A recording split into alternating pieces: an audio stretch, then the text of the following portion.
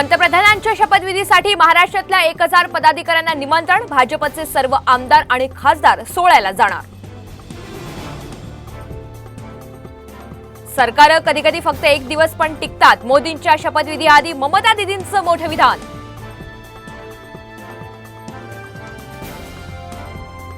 महत्त्वाची खाती भाजप स्वतःकडे ठेवणार। गृह, संरक्षण, परिवहन आणि परराष्ट्र मंत्रालय ही खाती भाजपकडेच।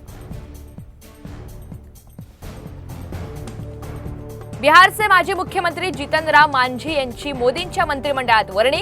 आज सायंकाळी मंत्रिपदाची शपथ घेणार। जरांगेंच्या उपोषणाला नांदेडमधून मोठा प्रतिसाद। नांदेडचे अनेक उपोषणकर्ते सहभागी।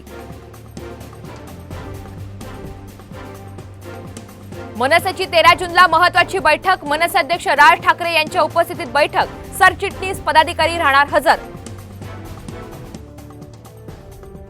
विधान परिषदेच्या तब्बल 22 जागा रिक्त। पुढील आठवड्यात आणखी 5 जागांची भर पडणार। इतिहासात पहिल्यांदाच विधान परिषद 1/3 रिक्त।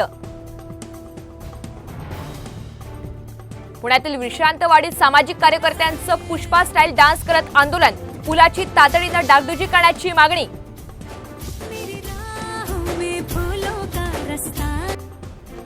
सोन्याच्या दरात 1000 रुपयाची घसरण। सोने आता प्रतितोळा 71,500 रुपये तर चांदी प्रति किलो 92,000 रुपयांवर।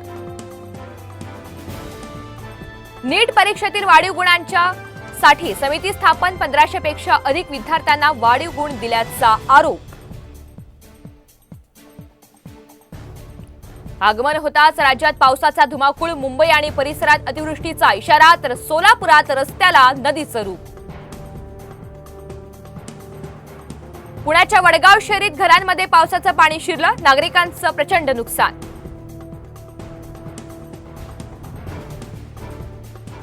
पाऊस झाला मोठा। नालेसफाईचा दावा झाला खोटा। पुण्यात पाणी तुंबल्यानं धंगेकर यांनी सत्ताधाऱ्यांना चांगलं सुनावलं। कोल्हापुरात बंदूक घेऊन जंगलात जाणाऱ्या तिघांना वन खात्याच्या अधिकाऱ्यांनी रंगेहात पकडलं। संशयित आरोपींना 3 दिवसांची वनकोठडी। मोदींच्या भेटीसाठी खासदार थेट धावतच पोहोचले। कार ट्रॅफिकमध्ये अडकल्यानं नवनीत सिंह बिट्टू यांची पळापळ।